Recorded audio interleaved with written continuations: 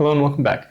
Today we're going to be covering the newest FRQs, which are in this year are the 2025 FRQs. Now, as of the time of recording, AP has not officially released the answers, but we can get the correct answers. The only thing that we have to guess on is how much they're worth in points. But nonetheless, if you got most things right, you should be fairly fine. All right, we're going to start off with question 1A, FRQ 1. This is a calculator question, and you are going to need a calculator. Now, quick note before we actually start, I just want to say that we use the arctan function in this problem. That's the same thing as tangent to the -1. Okay, this is how it shows up on the calculator, so you should look for that button when you're trying to do arctan. We are given two functions, c and its derivative, where c represents the rate at which an invasive species grows. The first question is very simple. We want to find the average number of acres affected by that invasive species from t equals 0 to t equals 4. Well, when you hear average, you should immediately think of one formula, the average integral formula, which is 1 over b minus a times the integral from a to b of f of x dx. In this case, we're going to have c of t and dt. Our b is going to be 4 because that's our upper bound. Lower bound is 0 because it's less than 4. So 1 over 4 minus 0 is 4. The integral from 0 to 4, c of t dt. You don't have to write out the whole function. It should be clear that you're using c of t. And this is something you're going to plug into your calculator, and the answer comes out to about 2.778 acres. So yeah, that's part 1. Part 2, or part B technically, right? It asks us to find when the instantaneous rate of change is the same as the average rate of change. Well, we know the instantaneous rate of change is the derivative, and that has to equal the 2-point slope, which in this case is the change in c of t over the change in t. What we can do then is just multiply this by 4, because that's the change in t, and it's going to equal the change in c of t, which means we're going to have 4 times 38 divided by 25 plus t squared has to equal c of 4 minus c of 0. You're going to plug these two. Let me make sure this is very clear. This is a t here, right? You want to plug these two as separate functions into your calculator, graph them, and use the intersect feature to find where they intersect between 0 and 4. That value should come out to about t equals 2.154. Make sure, because the question does say your calculator needs to be in radian mode for this question. Now the next question, you got to kind of read it to understand it. So I'm just going to pop it up real quick and you can read it. But the main idea, we want to write the limit that describes the end behavior of the rate of change, right? So okay, we're going to have a limit and it's going to be of t. We want the end behavior. So what's the biggest number all the way at the end? And this has to be of the rate of change, which is c prime of t. If you look at c prime of t, there's only one t, it's in the denominator. So as this t gets bigger and bigger and bigger, what happens to the value of c prime of t? It gets smaller and smaller and smaller, right? Until eventually it goes to 0. So the limit of c goes to infinity of c prime of t equals 0. All right, great. We're almost done with this FRQ. What's 1D asking for? The final part. And now for part D, we're given this new equation called a of t that's defined by a of t equals c of t minus the integral from 4 to t of 1/10 ln x dx. And what we want to find is at what time between 4 and 36 does a attain the maximum value. So we want to find a prime of t first, right? Well, if we differentiate that, we get a prime of t equals c prime of t. And now this is the fundamental theorem of calculus. So you take the derivative of the integral, they're going to undo each other. So it's just what's left on the inside with variable switch, right? So minus 1/10, the same thing as 0.1, ln of t. So now that we have a prime of t, we have to find the maximum. How do we find the maximum? You set the derivative equal to 0 and you solve, right? So we're looking for where c prime of t minus 1/10 ln of t equals 0 The way I would personally solve this in the calculator is set c prime of t equal to a 10th ln of t, because for early in the question from part B, you had to plug in c prime of t into the calculator already. So I would have just saved it on like one of the function lines. And now this comes out to, I believe, 3 values of t. Right, we got a nice little chart. We have t and a of t. This equals, well, we first have to check the endpoints, starting and endpoint, right? And after we've checked the starting and endpoint, we actually find where this is equal to 0. There's only one scenario, which is 11.44 more or less. All right, and now you take these t values and you plug it into that expression. And you get 3 separate values. 3 values you get at 4 is 5.128. At 11.44, it's 7.317. And at 36, it's 1.743. I had to write them down. That's okay. All right, now which one of these 3 values is the largest? 7, right? So you've done all the math, great. Don't forget to justify your answer and write down little blurbs. So what do you want to write? You want to write something along the lines of, since a prime of t equals 0 at t equals 11.44, and a of that same value equals 7.317, a of t has its maximum at t equals 11.44. Equally as important as writing that is this chart here, because it shows that, hey, I actually plugged other numbers in, and most students would forget to check the starting and end point. In this case, you'd sort of get away with it, but I think you would lose a point for not showing that, hey, I checked these points. Instead, you just got lucky, and the actual critical point was the correct answer. But yeah, the main issues with this FRQ that I can see is just, well, parts 1, B, and C, you just have to know what to do. 1A is just make sure you know the formula, same thing with 1B. 1C, you have to know what they mean by end behavior and then just plugging it in. And then 1D is just learning how to make sure you can use the calculator efficiently. Overall, not a hard FRQ. Let's move on to the next one. All right, for this next FRQ, we're given this picture that I'm not going to draw, but I am going to put up. I'll try to leave it in that corner for most of the video, just so you can, or most of this questions you can reference it. But we're told 2 functions, f of x equals x squared minus 2x, and g of x equals x plus sine of pi x. They intersect at the origin and 3, 3, so we'll keep that in mind. First question, find the area of R, which is the region shown over there, so the area between the 2 curves. Well, it's an area, so we're going to want an integral. Well, from where to where do we want to integrate? We want to integrate between the 2 curves, so that's going to be where we're actually integrating, but our bounds are going to be where they intersect, which, like I said, are the origin and 3, 3, so x equals 0 and x equals 3. Okay, now we have the picture, right? It's something like that, where g of x is on top, f of x is on bottom. We want this area. So it's going to be the integral of g minus the integral of f, right?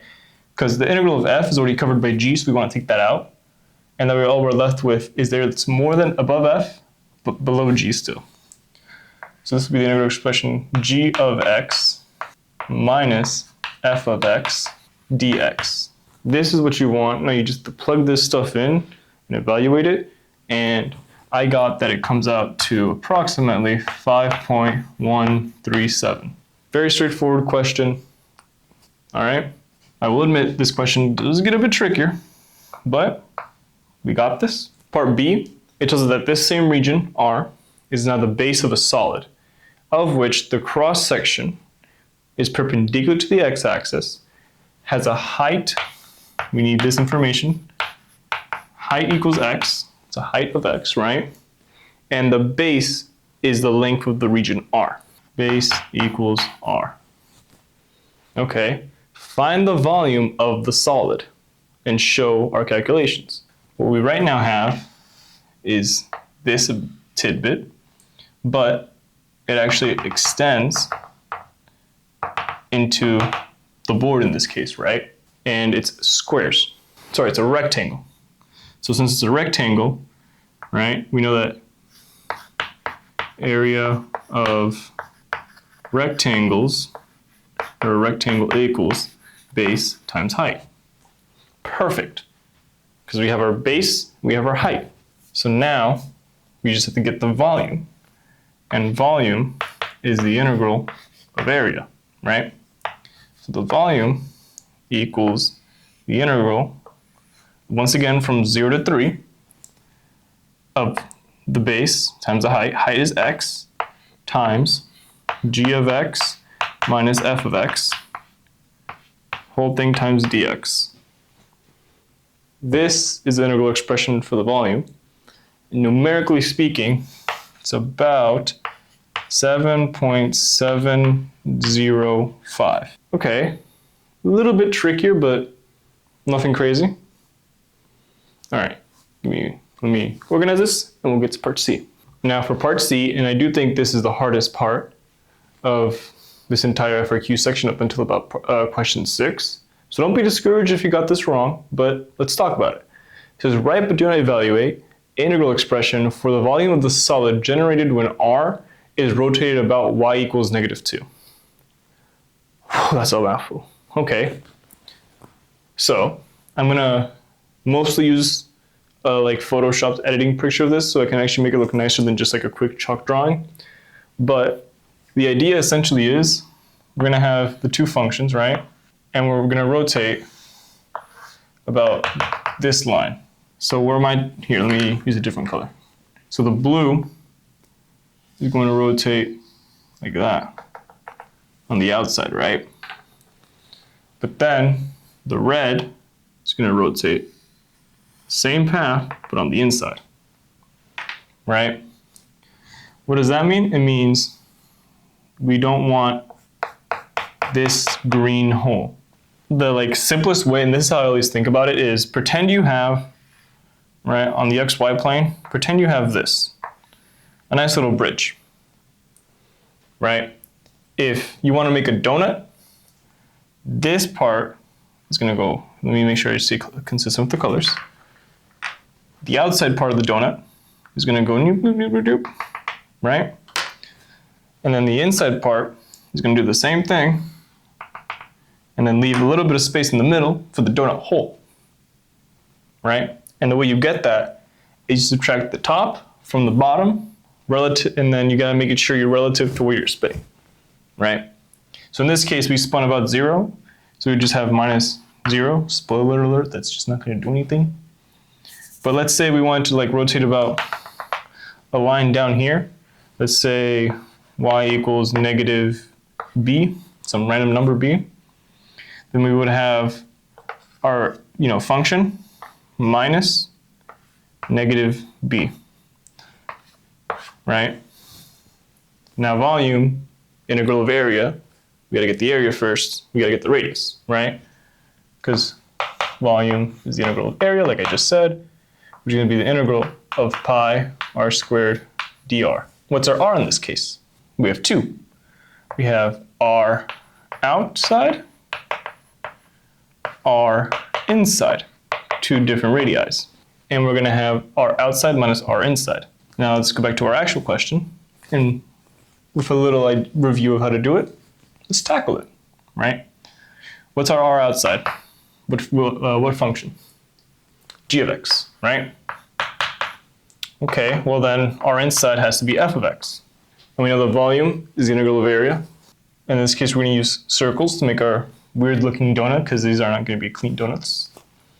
Well, we can take the pi out because it's a constant. What are our bounds of integration? They haven't changed. Still 0 to 3. That's where r is. And this nice neat r is r outside minus r inside. So we're going to have g of x minus -2, which is the same thing as +2, quantity squared, right? And then the same thing with f of x.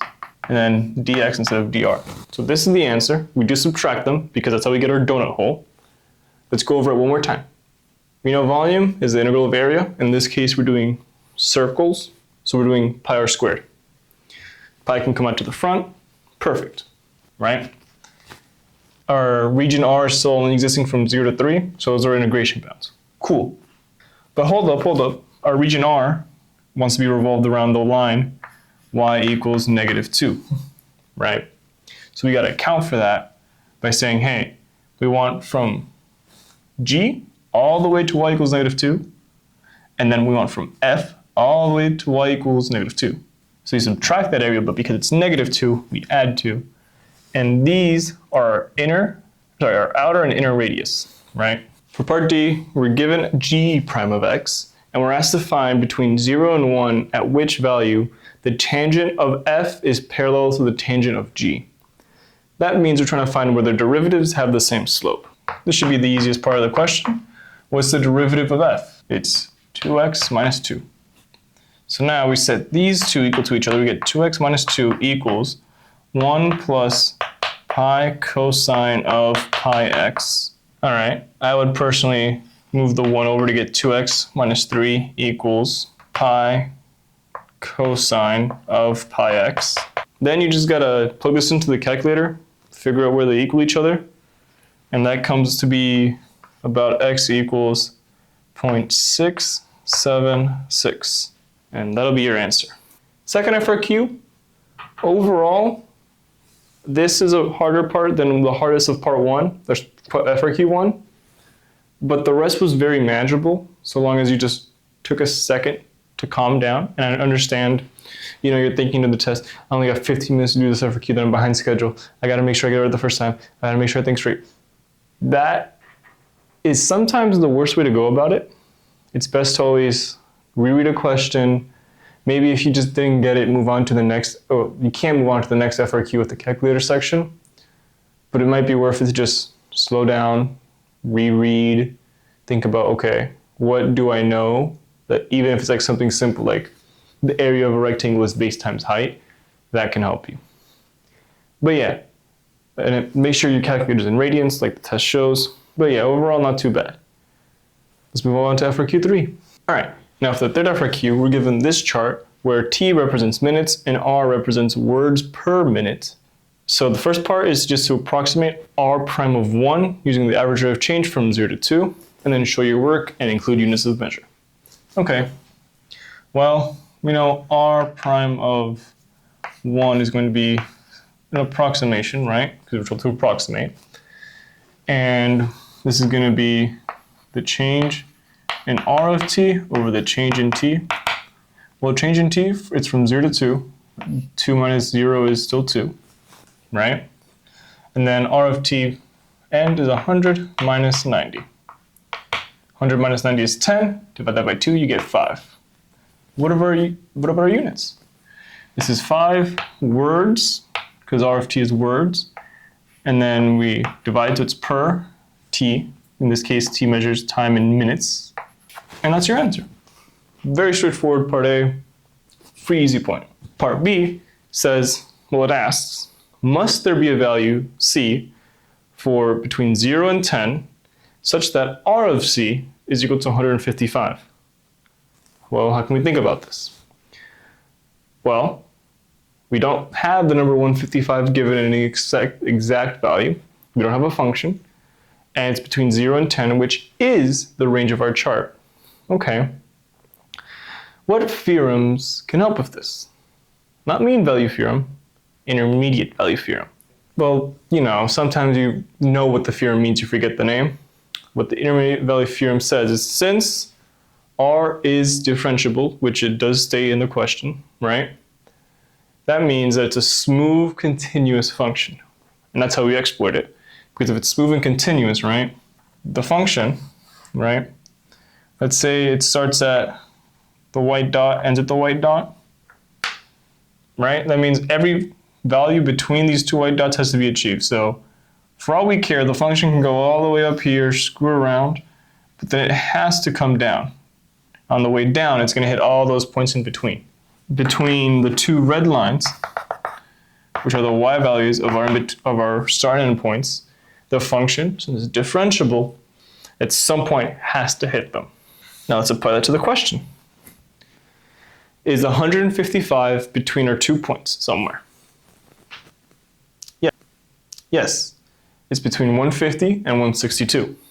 And it's on our interval, and ours is differentiable. So yes, for some value of c, it will hit it. Now, how can you write that?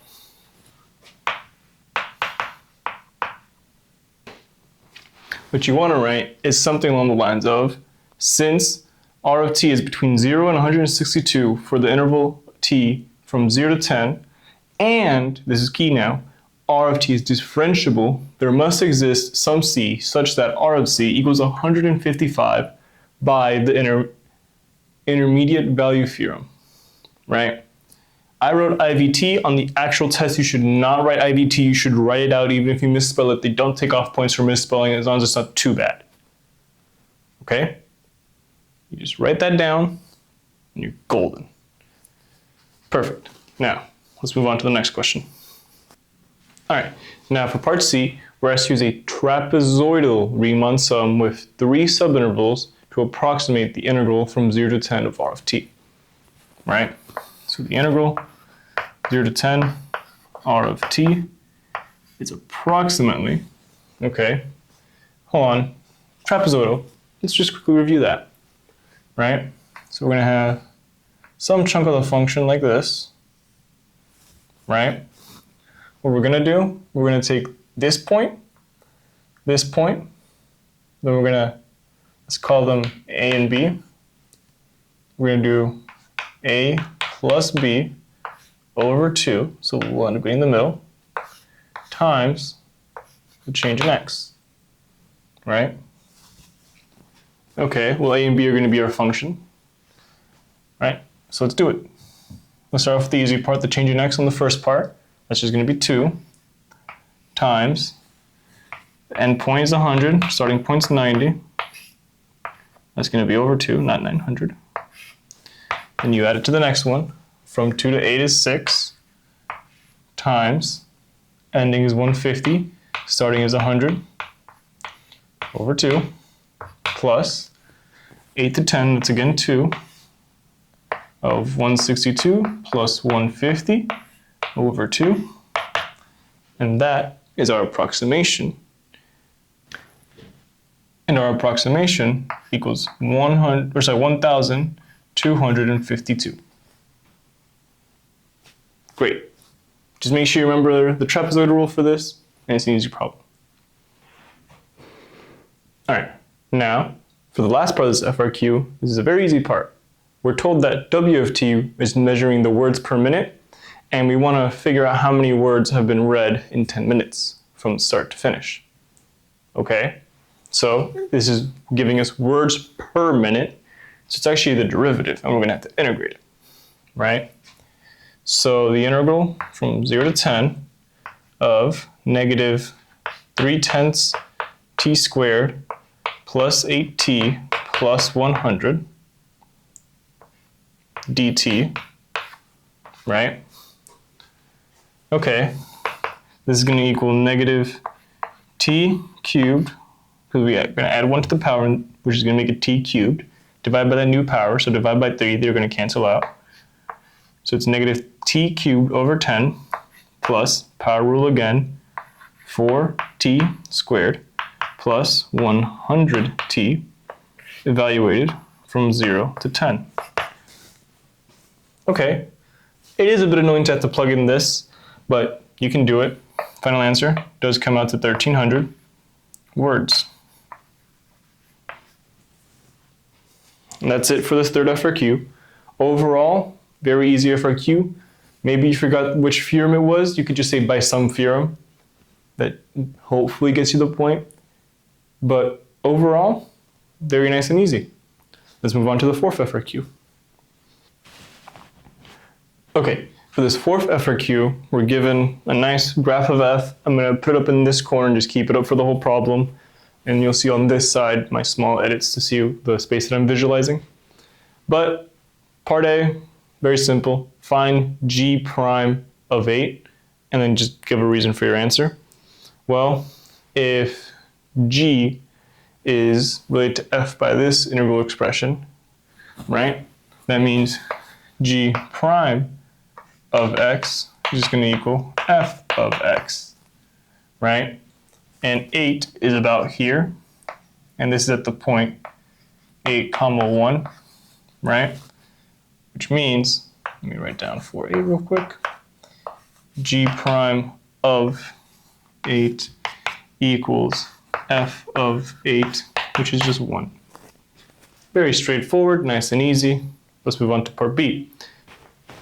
All right, so for part B, we have to find all the values of x on the interval from -6 to 12, where g has a point of inflection. Well, if g prime of x equals f of x, then g double prime of x equals f prime of x. So really, we just have to look for where f of x f prime of x equals 0, right? So where the slope of f equals 0. That happens at the apexes of the two equally sized circles, which are at x equals -3 and 3, right? Now, you have to give a reason for your answer. You can't just say, hey, these 2 points. Because if you just say, hey, these 2 points, you don't really show that you understand what you're saying, and you might not understand the math fully, right? So you want to write something along the lines of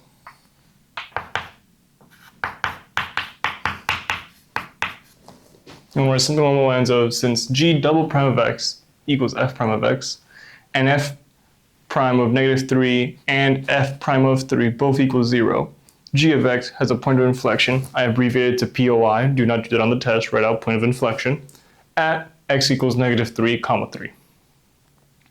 Now, fairly easy part, but part C is even easier. Okay, like I said, part C is the easiest part in my opinion. We're just has to find g of 12 and g of 0. Well, we know this is the relation between g and our graph, right? So you just have to plug in what we want. We're going to start off with g of 0 is just the integral from -6 to 0 f of t dt, right? So we want the area in red, and keep in mind that this is the same size as this, right? And like it shows over there in the picture, it goes from -6 to 0, so there's a radius of 3. Area of a circle is pi r squared, but we only have half a circle, right? So this is -pi, that's under the area, it's under the curve, so it's a negative, times 3 squared over 2, which is -9 pi over 2. And this is the same size, but it's above the curve, so it's 9 pi over 2, right? But wait a minute, if we just went from -6 to 0, why did we solve this one? It's beyond 0. You're right, but we're going to use this later for 12, and I figured we'd knock it out. So if this circle, which is from -6 to 0, is -9/2 of pi, then that's our answer for g of 0. Come on now. Equals -9 pi over 2. Great. Now, because the two reds are the same area, when it comes to figuring out g of 12, we can actually just do starting from here, right? And I know this isn't drawn very well, but as you can tell, this is at the point 6, 0. And from earlier, we know that point 8, 1 is on this linear line, right? So it has a slope of 1/2, and it goes all the way to 12. So that means it's going to go up to, I think, 3, right? So if this is a slope of 1/2, and this goes up to 12, it's going to be a change in 6, which means this is 12, 3. Now we want the shaded area, right? That's just going to be 1/2 base times height. So it's going to be 1/2 times the base, which is 6, times the height, which is 3, which is going to be 9, because 1/2 times 6 is 3, 3 times 3 is 9, right? So I just got to rewrite this over here nice and neat. We have g of 12 is the integral from -6 to 12 f of t dt, which equals 9. Awesome. Now, Let's move on to part D. Okay, for part D, we're asked to find the value of x at which g attains its absolute minimum from -6 all the way to 12. Okay, whenever you see this type of question, your first thing, a nice, beautiful chart to keep track of everything. Right?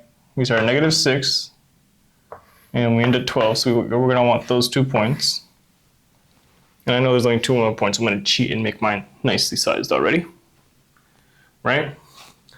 Okay, well, if it's a minimum, it has to be a critical point. So it has to be where x equals 0. Or sorry, where the first derivative equals 0. But the first derivative of g is just f. So looking for where f equals 0. That happens at the origin. And then 6, 0. Right?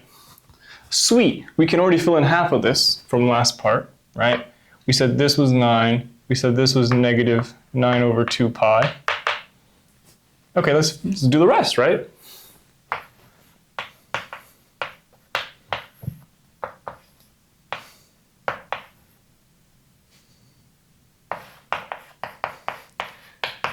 For g of -6, we plug it in.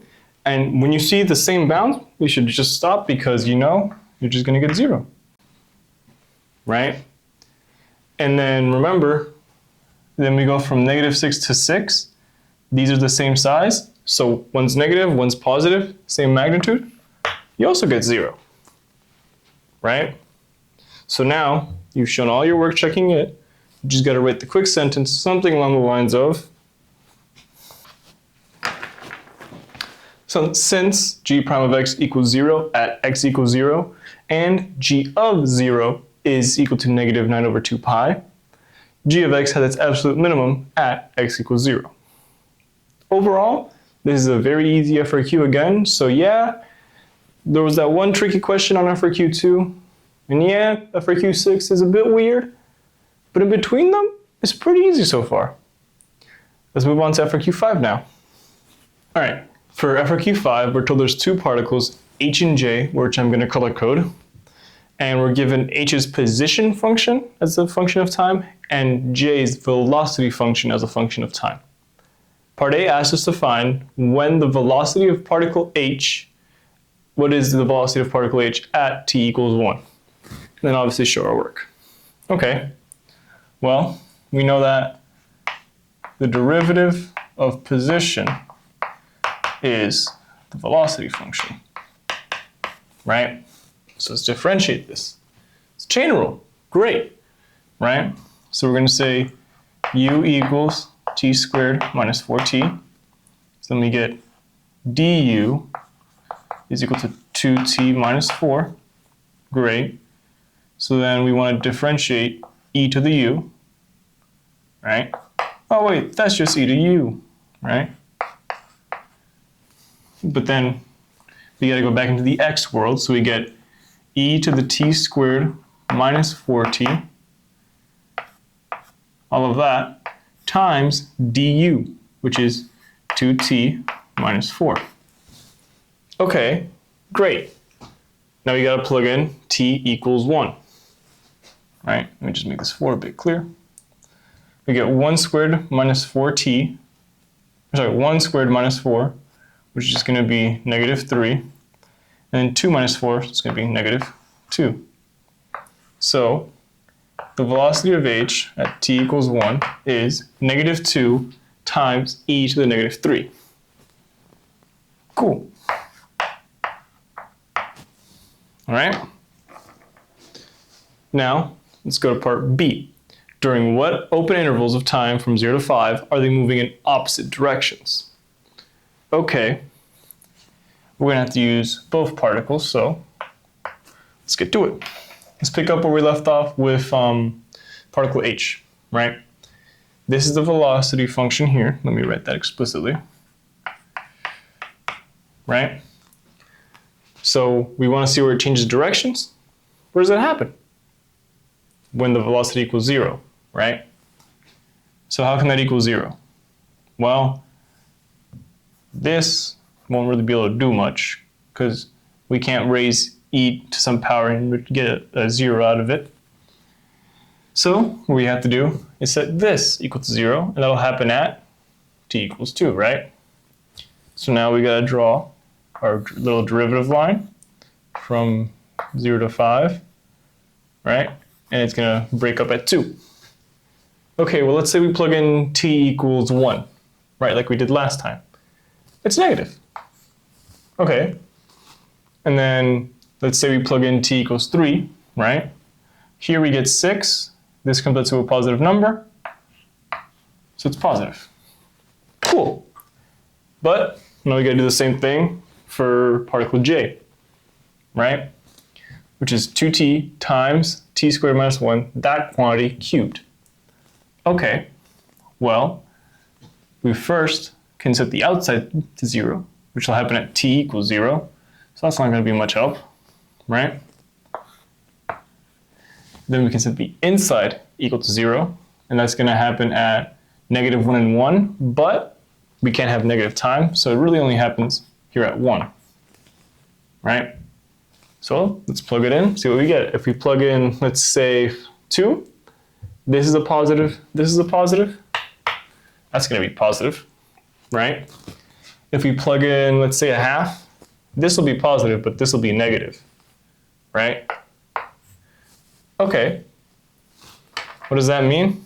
It means that they have a little clash in this second between 1 and 2. So you want to write something along the lines of, since particles h and j have opposite velocity signs from t equals 1 to 2, they're moving in opposite directions. I forgot to write from t equals 1 to 2. Don't forget to write this on the exam, because this is the very important part of the question. But yeah. Now, part C, not question C. It says it can be shown that the velocity derivative of j at time equals 2 is positive, greater than 0. Is the speed of particle j increasing, decreasing, or neither at t equals 2? Okay, well, you can eliminate neither, because if it's positive or negative, it's going to be doing something. If it's 0, it'd be constant, but it's not 0, right? So let's look at particle j, and it's at t equals 2, so it's going to be positive slope, right? Positive velocity, positive first derivative, right? And a positive second derivative. So if I'm walking this way, right, this is my positive first derivative, all right? Rewind time real quick. But if I'm picking up the pace, that's also a positive second derivative, right? So it's accelerating, and velocity is in that direction, it's speeding up. So you want to say something along the lines of, since v prime of t for particle j is the same thing as the acceleration of particle j, and the acceleration and velocity of the same particle at time equals 2 are both the same sign, the particle is gaining speed or accelerating. All right, now let's move on to part D. Part D says, hey, particle j is at position x equals 0 at t equals 0, right? So we have xj of 0 is 7, and we're asked to find the position at t equals 2, showing our work. Okay, well, we know if we integrate velocity of j, it's going to equal the position denoted by x of j. It's a function of time, right? So we're going to want the integral from where we know, which is 0, to where we want, which is 2, of the velocity function. You can just write vj of t dt, and that's going to equal the position at 2, which is what we want, minus the position at 0, which is what we have. Okay. We write the integral one more time, you'll see why. Let me make sure I also write down the function. We get 2t times t squared minus 1 quantity cubed dt. We're going to add this over here, and it's worth 7.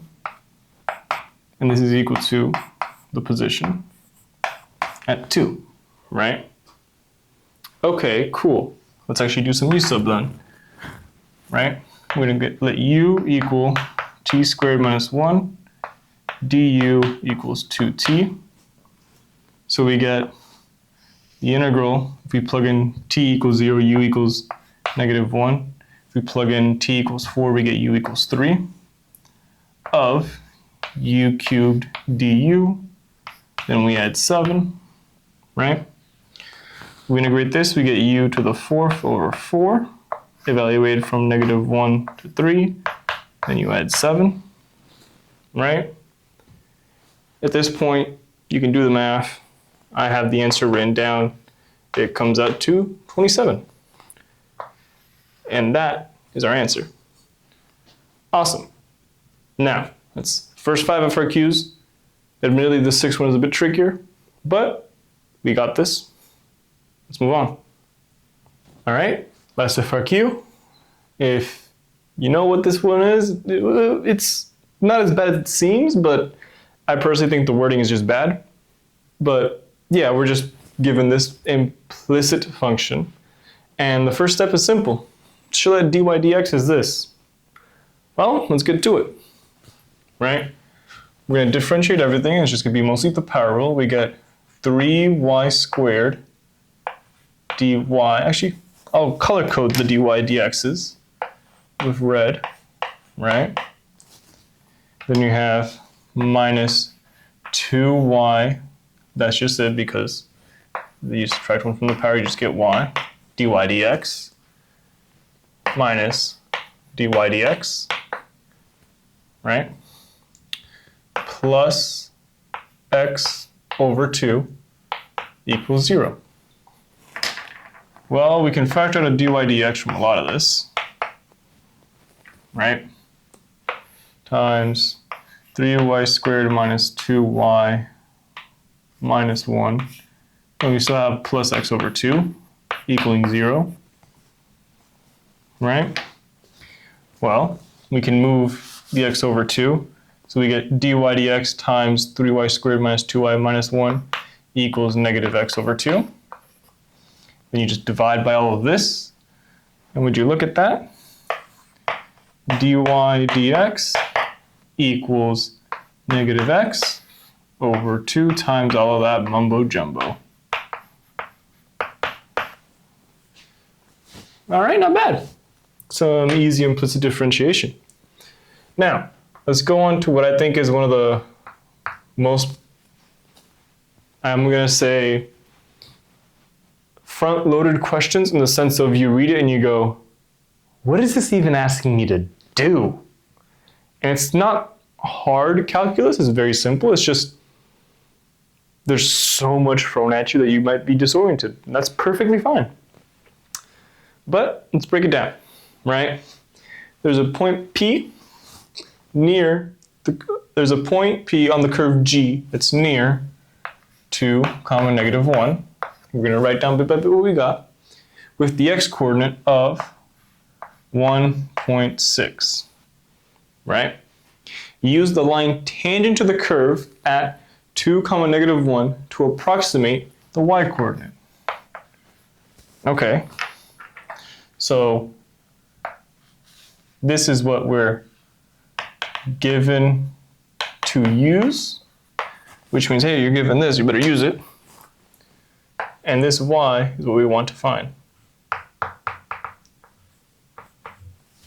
right? So, okay, tangent line approximation. What equation is that? Point slope form. Y minus y1 is the slope times x minus x1, right? Well, we have to get the slope. We got the derivative. Beautiful. We can plug it in, right? I'm going to spare you the details, but it does come out to negative 1 over 4, right? And then, let me write this down, right? We plug this point in to the derivative, you should get negative 1 over 4, right? Okay, cool. What's next? Well, we have x1, we have y1 x1 because we're using this point, right? Let me just write that down. And then we have x, and this will be y. So now we just plug stuff in. We get the y we want minus negative 1, which is really just plus 1, equals the slope, which we found to be negative 1/4, times the x at that same point minus the x that we got, right? Okay, cool. That just blinked.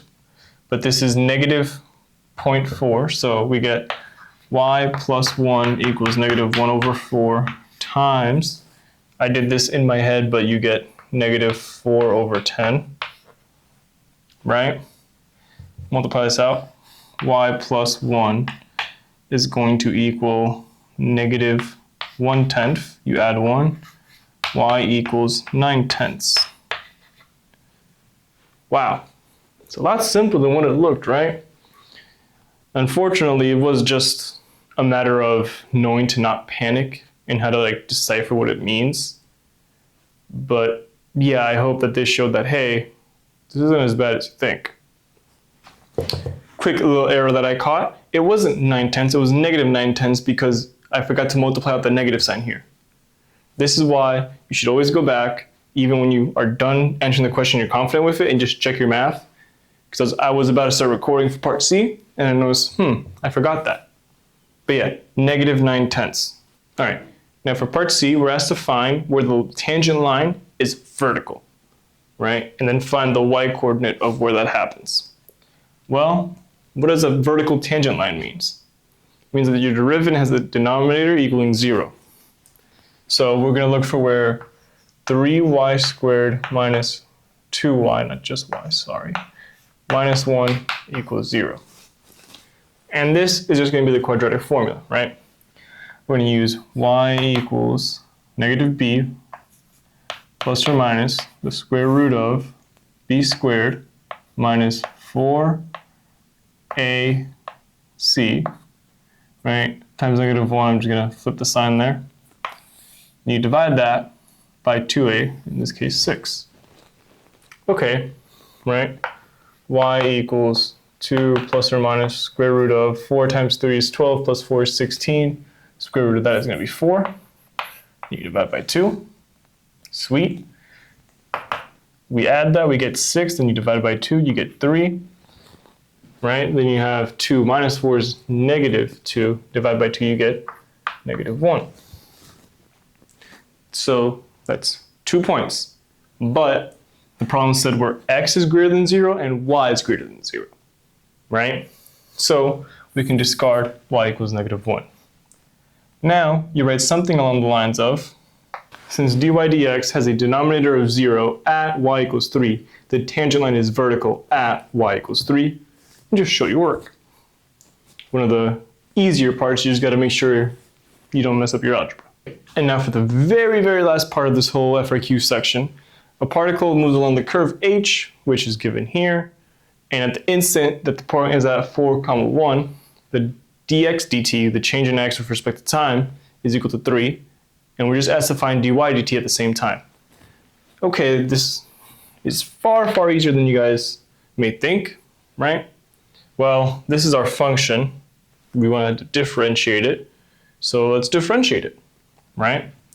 2xy, that's going to be a product rule because we are going to have LDR plus RDL. The left is going to be 2x, the right is going to be y. Derivative of the left is just going to be 2.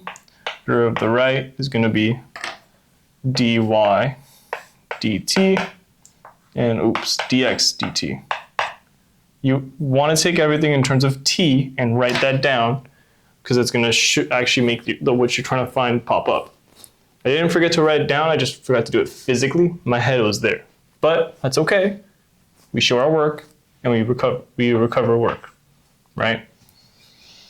So LDR is going to be 2x dy, oops, that's an orange, dy dt, and then plus right derivative of the left, which is going to be 2y dx dt. Okay, plus derivative of ln is 1 over the argument, so 1 over y, but this is in terms of t, so it's going to be multiplied by dy dt, And then derivative of a constant is 0. Okay, cool. Well, what do we know? We know the x value, the y value, and the dx dt value. So we can solve that, we can solve that, we can solve that. We can solve that, we just gotta solve this and this, right? So let's just group them together real quick. That'll make it nice and neat.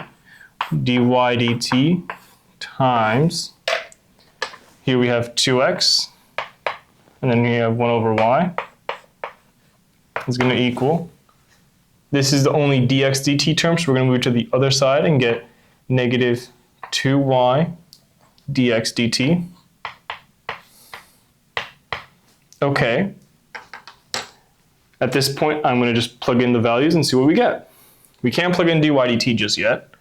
All right, 2x, x is 4, so we're going to get dy dt times 4 times 2 is 8, plus 1 over y is equal to 1, so plus 1 is going to equal negative y is 1, so this just becomes negative 2 times dx dt 3.